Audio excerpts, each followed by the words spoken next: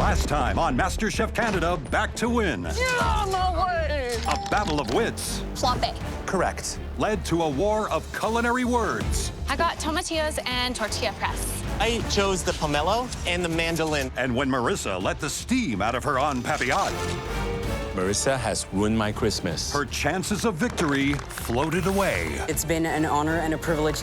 I'll never forget it. Tonight, the top 7 take on a mystery box challenge Shaking. I have everything on the go. that's full of surprises. There's a twist! This is insane. What on earth am I gonna do with this?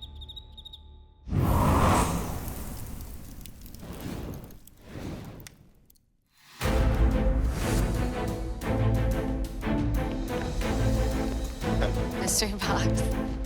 Can't believe it's top 7 already. Every single cook feels like a finale dish right now. Oh, I'm super nervous. Goodness, I wonder what's under these ones. Mystery boxes in the past were a safe time to cook, but this season, mystery boxes send you home. Today has to be my day. I need to shine. And also, there's only 2 girls left. Come on, we gotta beat some of these guys. I really do like mystery boxes. It almost in a lot of ways evens the playing field, which is kind of a good thing because I feel skill-wise, I'm not at the same level, but creatively, I think I'm one of the strongest. So mystery boxes can play in my favor as long as I don't cook scared. Hello, top 7, and welcome to the future. I know what you're thinking. This looks nothing like the future you imagined. There are no hover cars, no robot assistants, no jetpacks. What's up with that? But we promise you that under those mystery boxes is the future of food. Are you ready to look into a culinary crystal ball? Yes, chef! 1, 2, 3, lift! Awesome. Okay. Everything in front of you comes with a small environmental footprint, and they're all sustainable. Yellow dragon fruit, nopales, beet greens, prickly pears, pumpkin flowers, watercress, okra, black salsify, enoki mushrooms, mung bean noodles, wild rice, walnuts, squab, and farmed salmon fillets from IKEA's Sodapore collection of certified sustainable seafood.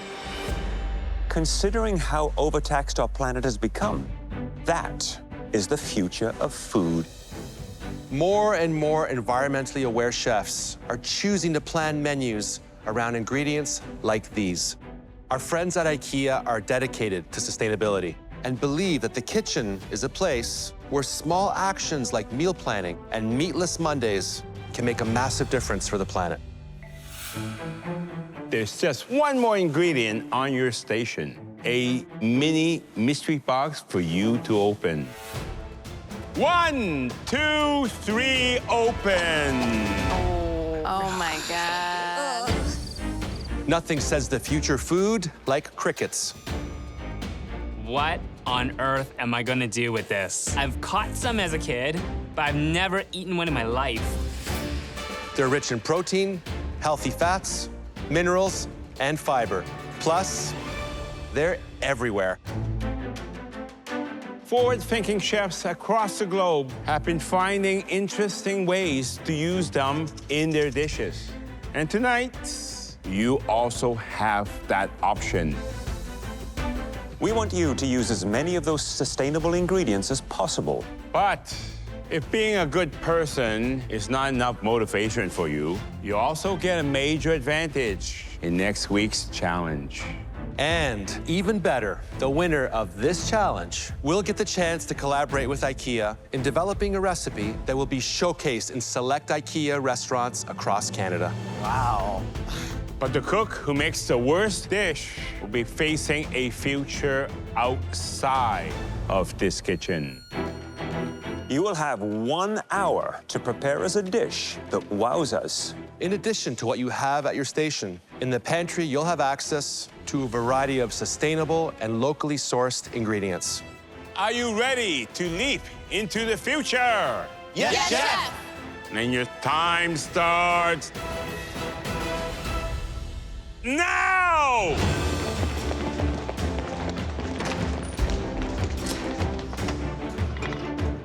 I have lots of mushrooms today.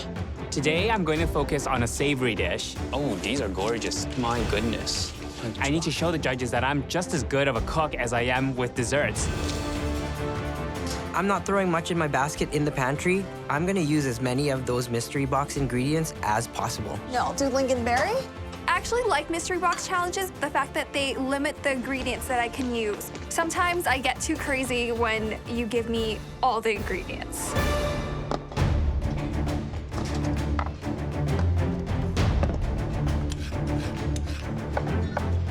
All of these ingredients are so interesting. These are not ingredients you're gonna find in most people's grocery carts. These are a little bit unusual, and they do take a tremendous amount of skill and understanding in order to master them.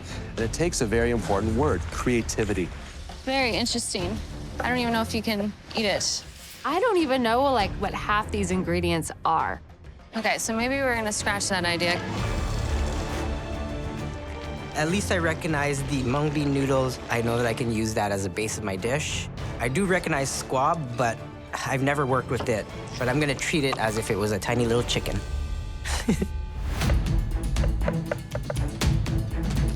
Squab, I think, is particularly challenging to work with because it is such a lean protein. Unlike chicken, it has a very strong flavor, so it could be overpowering. You have to know how it behaves. You have to create that perfect balance. I don't want to go salmon. I feel like that's too easy. I want to use something that I've never worked before. I'm here to push myself. I'm back to win. I'm making a Filipino-inspired soup using this squab. It's called a sotanghon. Anytime I was sick as a kid, my mom used to make me sotanghon. It's basically our chicken noodle soup. My mom was so important to learning everything that I know about cooking. And that's one of my fondest memories of her, is just sitting in the kitchen while she cooked and taste the things that she's cooking. I have to be creative with this challenge. I'm even using the bones of this squab to make my broth. Never cooked squab before, but I'm confident in my skills. I think I can do it.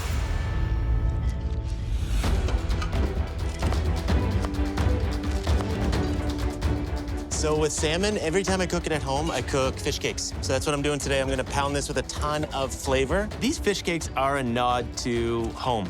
My wife loves salmon fish cakes, but it's a crazy, humble dish. I need to ram as much flavor into these fish cakes just to survive.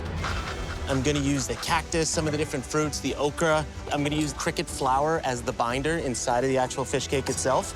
So I'm gonna use as many as I can. Today I'm making salmon and hummus. Very simple. I'm cooking this dish because it reminds me of my mother's favorite way to cook salmon. My mother is very important because my father and I had a troubled relationship, and in his eyes, men are not supposed to cook. And my subtle rebellion was spending time watching Mom cook and taking interests in what she was doing versus doing the things that I'm supposed to do. So her and I bonded, and now my mother's the reason I cook. My mother is my hero, and any chance I get to pay homage, I do. I'm making a stewed okra with tomatoes, pickled wild rice, a beet balsamic gastrique, a smoked hummus puree, and I'm making a bug tuile.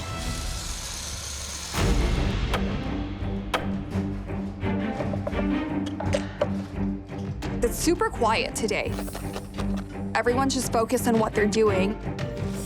I'm putting out what my fellow cooks are putting out is like a finale dish every single time. It is nuts. The level of intensity is extremely high. Everything can go wrong. I just have to keep my mind in the game. I've never had this much competition before. Never. It's absurd at this point. Like, everyone is so good, so being able to stand out and even just survive is a real challenge. You know, there's a misconception that these sustainable ingredients are too expensive, difficult to find, but the reality is they're all around us. It's these small, thoughtful decisions that changes the world. I'm not doing Asian today. I'm gonna go more of like a Nordic route, so I'm gonna do beets and squab. This dish is inspired by a chef that I worked with before, Christine Sanford, because she runs a very sustainable kitchen. The stems of herbs, potato peels, she doesn't throw away. She tries to repurpose everything in her kitchen, and she instilled all those values and principles in me. Because I won last week on a Vietnamese dish, I'm not gonna do that direction. I wanna show that I'm versatile. I just wanna keep a good tempo throughout this entire competition. You're not gonna make it to the top by playing it super safe.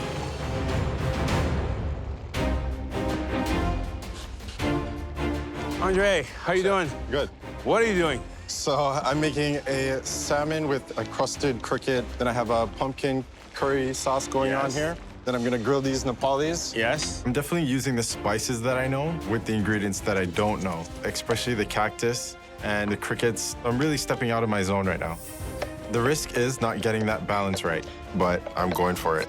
Originally, I came back to show my creativity and boost myself, but my perspective changed when my wife said she's pregnant. Now I'm here for my little baby. I want to win it for them, and I don't want to work at the hospital anymore. Even though it's a great job, I should be in food. It's always gonna be tasty, but I really wanna have a great presentation and an inviting feeling to this dish. I can't wait to see what you're gonna give us. Thank you, Chef.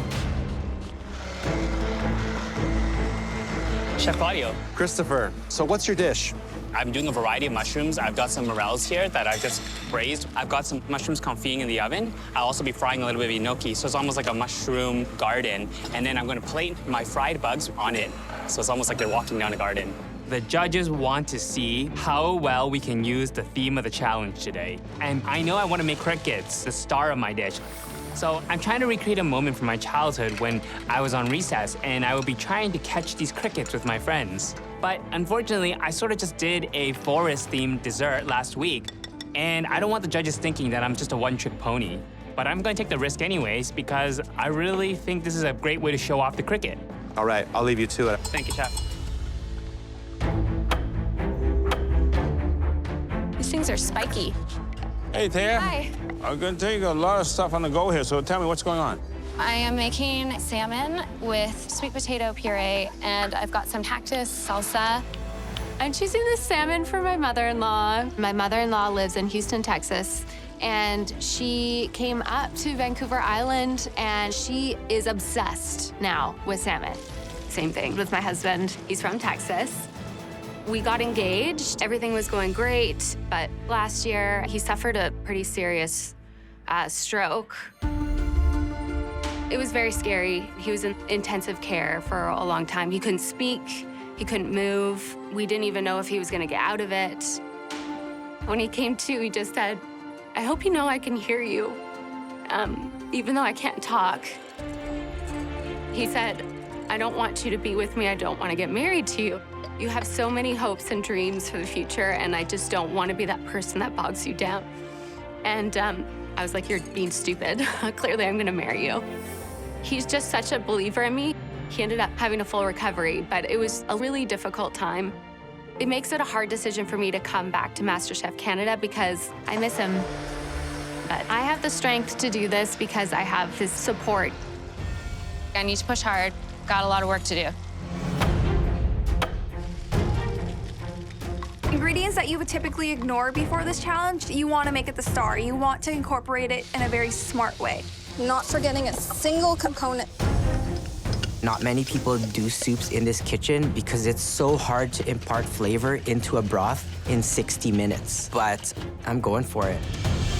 The Filipino Holy Trinity is ginger, garlic, and onion. I'm gonna get those aromatics in there with these squab bones and get that pressure cooking. Okay, cool. I'm cooking the fish very lightly because I don't want to overcook it at this stage of the process. I'm gonna form these into patties and cook them again, so I don't want to have a double cook and have them be really dry.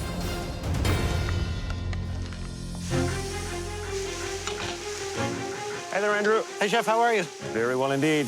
What are you working on? Right now, I'm making my cricket to wheel, and I'm doing a cricket and walnut crumble. Is cricket something that is relatively new for you? Absolutely new to me. I ate more crickets today than I've ever eaten in my life. Crickets are like roasted corn nuts. They're just crunchy, roasty bugs. That sounds like you like crickets. We're gonna make full use of the crickets today. And how important is sustainability in your culinary beliefs at your restaurant? In my restaurant, we waste nothing. Anytime we have discards, they're all saved. We make our stocks, soups, chowders. And that's all a part of sustainability. Absolutely. Well done, and I look forward to trying your dish. Thank you, Chef.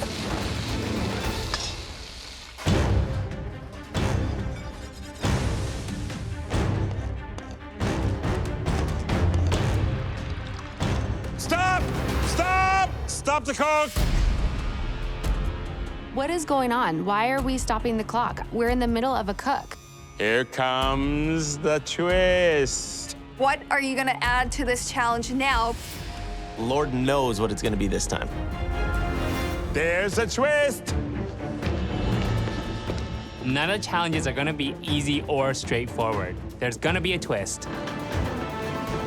Oh my God, I can't have another mystery box within a mystery box. Come on up here and grab a box. This is insane. We have so many other ingredients. I don't know what they're gonna throw at us. Open your boxes now. Okay. Yes. What is this? We have 4 more ingredients for you. Okay. Your choices are callus caviar, a sustainable cod roe spread, Sinap Grove, organic whole grain mustard, chocolate mork, sustainable dark chocolate, Silt Lingon, organic lingonberry preserves. You must incorporate at least one of them into your dish. None of these ingredients really make any sense with my dish. Last season, I would have been panicking. This season, it's just like, okay, I'll figure it out. Like, let's just go. You can get back to cooking now! Immediately, I choose the grainy mustard because I know it will work perfectly with my pickling liquid. I have my salmon ready to go. I'm gonna use the cod caviar. It has a nice, strong cod flavor, and I'm gonna put that into my curry and really hit it out of the park with it. Oh, it's a pretty big curveball. I'm gonna be incorporating the mustard and roe into my puree today. It's not easy to suddenly work ingredients into a plan that you came up already, and given that we've got 30 minutes left, I really gotta hustle.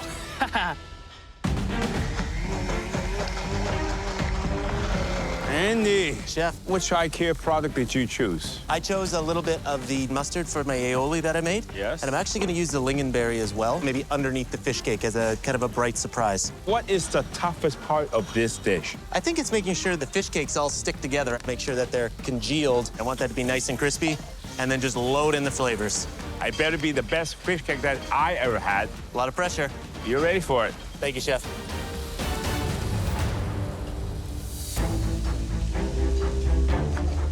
Hi there, mate. Hi, Chef. So we gave you a curveball.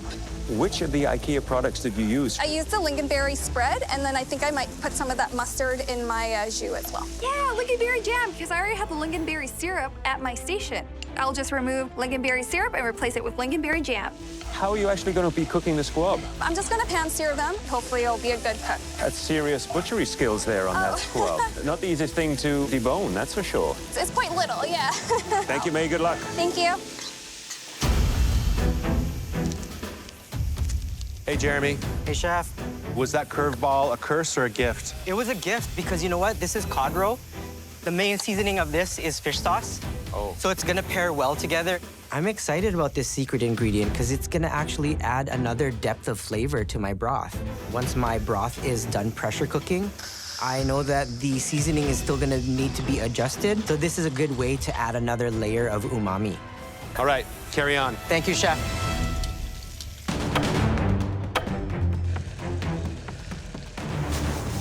It's obvious now that the more pressure we put on these home cooks, the better the results. You know, the antidote to fear is knowledge. And as they gain knowledge, well, it's getting tougher and tougher for us to throw challenges at them that's going to stumble them. Just trying to like temper the chocolate so it doesn't melt all over the place. I just took it off and I'm gonna add a little bit more chocolate, and once it stops melting, then that means it's tempered, and then I can add my crickets in. Tempering chocolate is a huge time waster. You have to pay attention to it, and I'm getting behind on all my other components. Am I gonna have enough time? I don't know, but I don't wanna play it safe, so this is what I gotta do. Taya is using the chocolate milk to cover her crickets. That's risky. If it pays off, though, it's going to be delicious. We're making some chocolate crickets. At least they're dead now.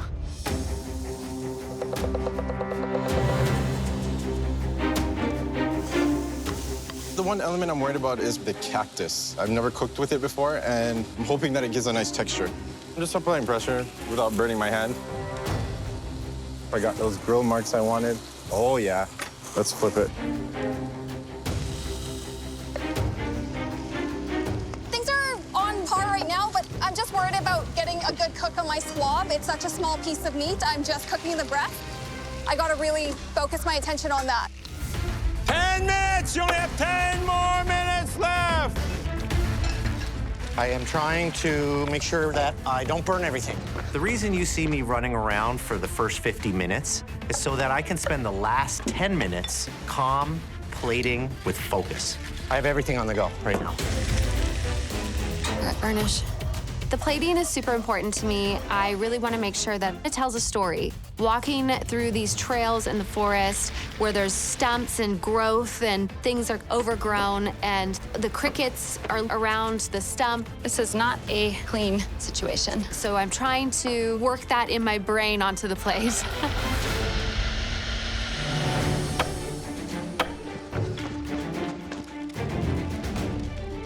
I'm spending so much time cutting these mushrooms and making sure they're the right size, and I need to find a way to plate this dish. If everything doesn't come together where it should be, the plate's just gonna look like a mess. This could be a disaster. I'm hoping that it's the whole blend of ingredients that will stand out in this dish. The curry is gonna be powerful, the salmon is nice and crisp, and I want the Napolis to just bring it all together.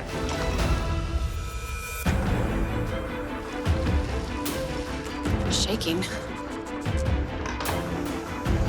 In this kitchen, there's so many things happening at once. If you lose focus just for a second, something can go wrong. And my beet balsamic reduction got overcooked,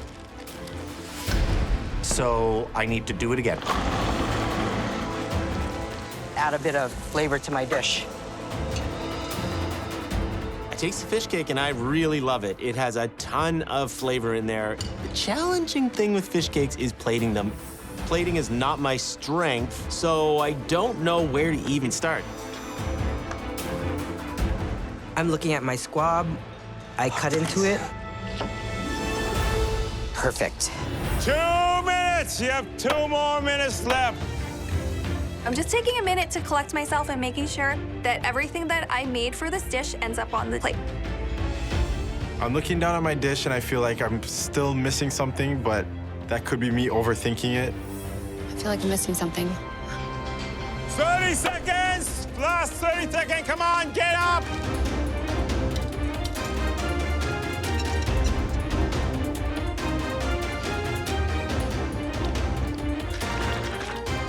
Ten, 9, 8, 7, 6, 5, 4, 3, 2, 1. Hands up!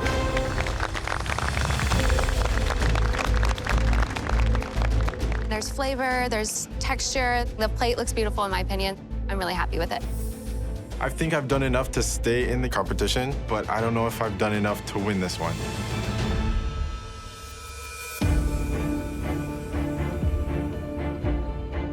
Jeremy, you're up first. It's so important to cook with your heart in this competition, and my heart went into this. I hope the judges see that. So I made a play on a Filipino classic. It's called sotanghon. Traditionally, it's made with chicken, and today I used the squab. I also used mung bean and a cricket squab skin chicharron on top of the noodles, and also the enoki mushrooms. You really used a lot of those sustainable ingredients.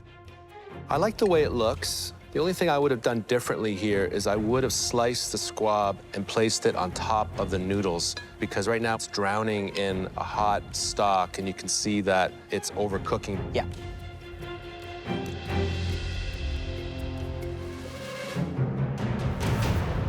Wow. It's another knockout from you. I love the fact that the squab is only seasoned with salt because it allows the other flavors to really shine. The noodles, perfectly cooked. The broth, so many layers in it. Delicious. Thank you. Thank you, chef. Noodle soup is the ultimate comfort food. 100%. Do you think I'm gonna get that ultimate comfort? I hope so, chef. Okay. Oh, I would say more than pleasantly surprised.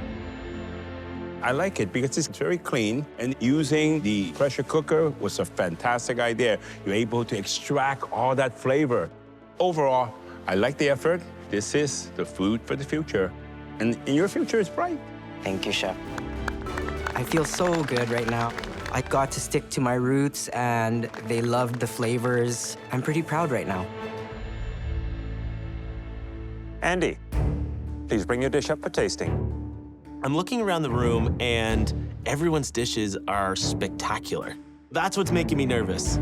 But I know it's really delicious. Today I prepared salmon fish cakes with my interpretation of a pico de gallo and a smoky chipotle aioli. The lingonberry jam is also underneath, kind of as a surprise. Presentation-wise, I don't think it's your best plating, and I think you know that. Yeah. I hope it tastes better than it actually looks.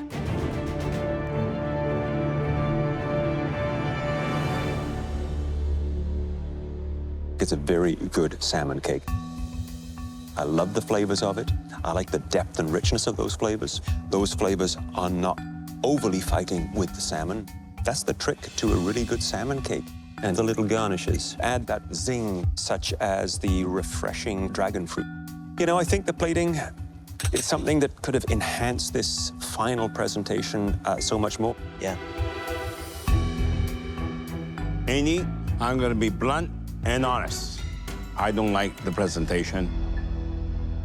At this stage of the competition, I would be concerned about presentation. Absolutely. All right?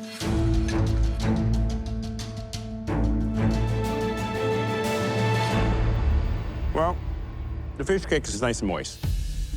And it's well seasoned, well balanced. So I like the use of the spice, I like the use of the heat, and the lingonberry sweetness actually provides a relief from all that spice. But look at the six behind you. You have to stand out to win this. Absolutely. Are you back to win? I'm back to win. Watch your back. Yeah. Feeling a little bit defeated right now, just seeing who's also left in the competition. Taya, you're up next. I did a pan-seared salmon, tempura'd squash blossoms, some puffed wild rice, sweet potato puree, and I dipped the crickets in the chocolate. It's kind of like the mud in a forest. You know, you got little bugs in the mud. I think this plate looks terrific. It's certainly restaurant quality plating. It looks inviting. It looks colorful. And what was the cook you're hoping for on this beautiful piece of salmon? I'm hoping for a medium rare. Is that what I'm going to see here, Taya? I sure hope so. Well, let's see. If I overcooked this salmon, I'm basically buying my one-way ticket out this door. Look at that. That is as close to medium rare as I think you could have gotten it. That salmon tastes as if it was just pulled out of the ocean. It is so fresh, so clean, and so natural. That sweet potato sauce, it makes the perfect backfoil for a salmon dish like this because it adds that next layer of sort of creamy mouthfeel. It's a cook that shows incredible promise. Thank you. I've never had chocolate-covered crickets on salmon.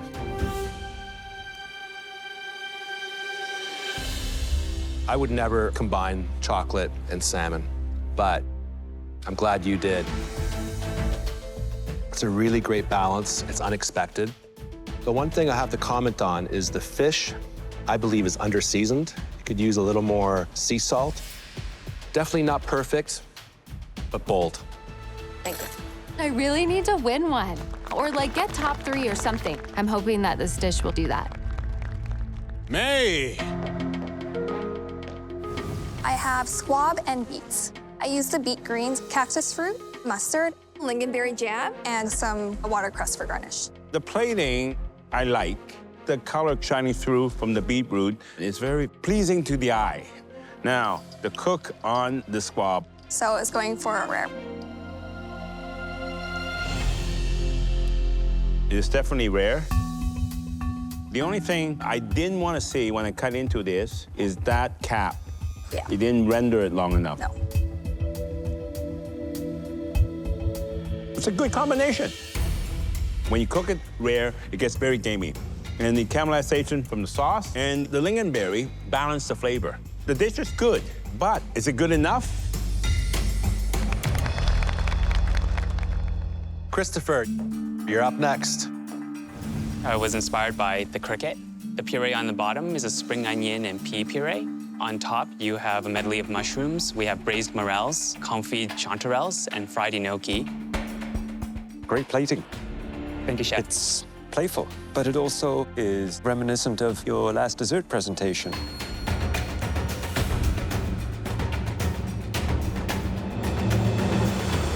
The flavors are very bold.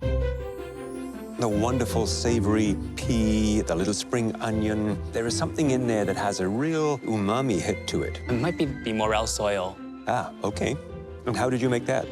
Olive oil, morels, flour, and ground cricket to bring some nuttiness. It is a beautiful presented dish, lots of great flavors, incredible technique. And I hope that you're able to continue to create exciting food like this for us on an ongoing basis. Thank you, Chef.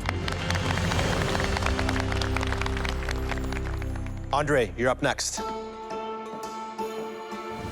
I have a cricket-crusted salmon with a pumpkin curry sauce, grilled Napoli's cactus, and baked okras. I like the presentation. What's in the pumpkin sauce? The mustard, salted cod caviar, and curry.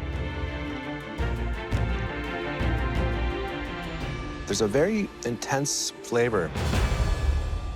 Something's making it very salty. It might be the caviar. Did you also apply salt to the sauce? Yes, I did. It's a common mistake. I'm gonna try it and see how it all works together.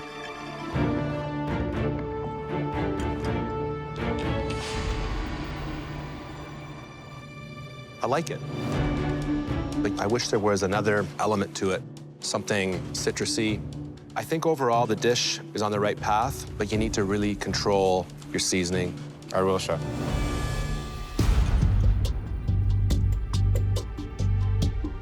Wow.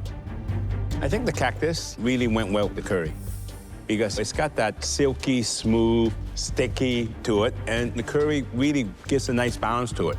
The salmon, it's a tad overcooked. You cover the salmon with the cricket to make it crispier. But you would need a lot of crickets in there to make this crispy. If you put lots of seeds, lots of nuts in there, and then take the cricket, add it on top, it would have been a better solution. Overall, it's quite a tasty dish, but it needs a little bit more. Please go back. I don't feel amazing. I feel okay. I was going for simplicity, but I feel like I still should have pushed it a little more. Andrew, please bring up your dish. I want to win this one real bad because these flavors I put on the plate are representative of what my mom has taught me. And she's the inspiration for why I cook in the first place. Today I've prepared for you cricket-crusted salmon and chickpea puree. I pickled the wild rice in fennel pollen and the grainy mustard, and I made a beet cricket to wheel to garnish the plate with. The presentation is really terrific. It is eye-catching, colorful, intriguing. So I'm delighted to see that you've been able to up your plating game. Thank you, Chef. The cook on the salmon, what are we hoping for? Medium rare. Let's see if you achieved that. Looks good to me. Spot on. Thank you, Chef.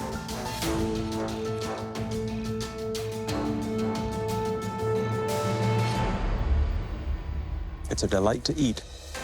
It really is. The salmon is so very moist and flavorful. And your hummus has a nice Middle Eastern, North African flavor to it. And just that hint of smokiness. Really well executed, and you should be proud of yourself. Thank you, Chef. I was very happy with this dish. It's a beautiful dish. Thank you. Really well executed. That hummus is so light. I taste your heritage in it. I taste the drive that you have right now, the focus.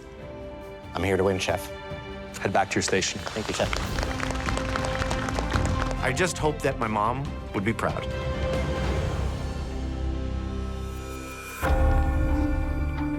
Wow, the hits just keep on coming. Some amazing dishes just came out of this kitchen.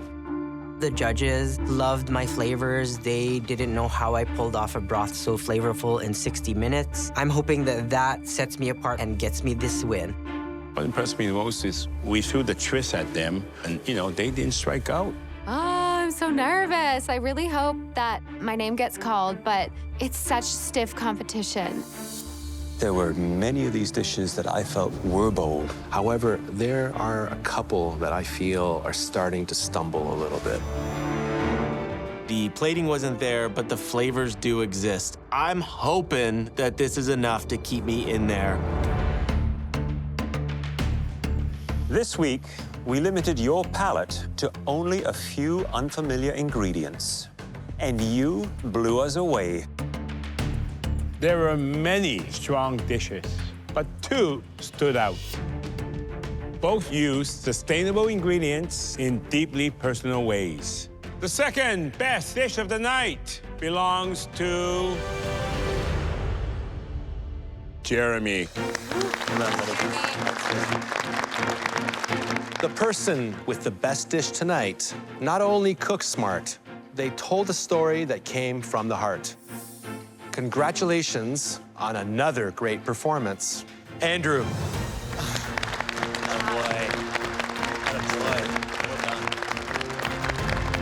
I'm emotional, but I'm feeling incredible, and I'm very proud. Wow. No matter what happened, whether I won, whether I did not win, I'm grateful for the opportunity to showcase my mother's work. Congratulations, Andrew. You have a massive advantage coming up next week. And you've won the opportunity to collaborate on a recipe that will be showcased in IKEA restaurants across Canada. Wow. Good job. Seeing my own recipe on the menu would be pretty cool. Even the best chefs in the world can struggle to come out with magic the first time they use a new ingredient. And that was the case of two of you tonight. Please come to the front. Andy and Andre.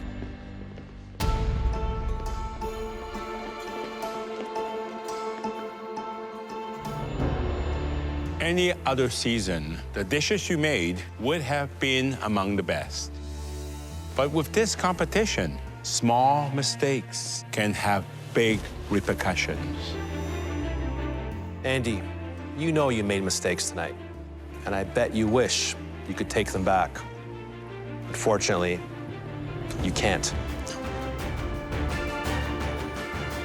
However, you can make sure never to make them again. Absolutely. Andy, you're not going home tonight.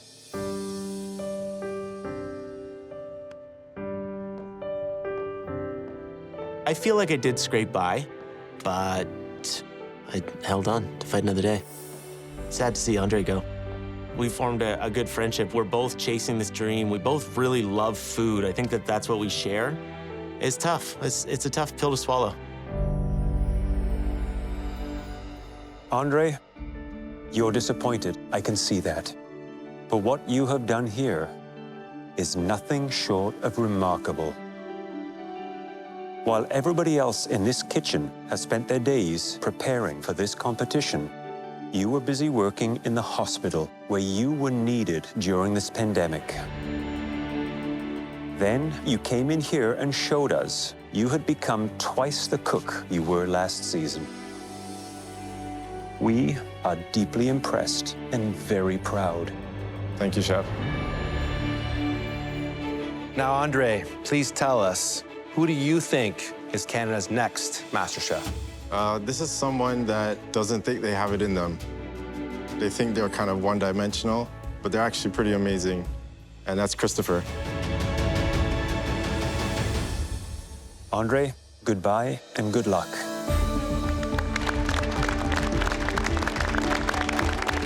This journey means so much to me because I've never looked at food this way.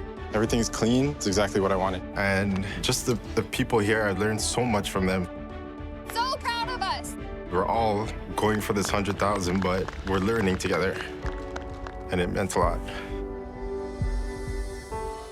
I've never been great in school, and I never had something to lock onto. So coming into here and going up to the judges for the first time made me feel like so special.